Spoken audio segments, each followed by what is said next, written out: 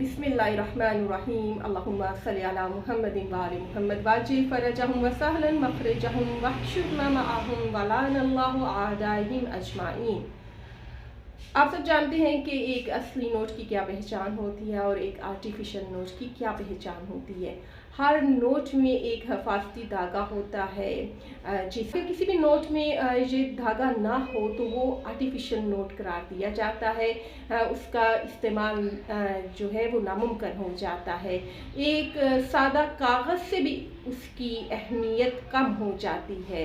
इसी तरह अगर कोई इबादत करता है, नमाज पढ़ता है, रोज़ा रखता है, ज़कात अदा करता है, लेकिन वो रसूल खुदा सल्लल्लाहु अलैहि वसल्लम के हकीकी जानशीन बिला फसल अली इब्न अबी तालिब अलैहिस्सलाम और उनकी आल की वलायत का इकरार नहीं करता, तो वो उसकी इबादत उसी नोट की मानद है कि जो बेवक़्त है, जो आर्टिफिशियल है।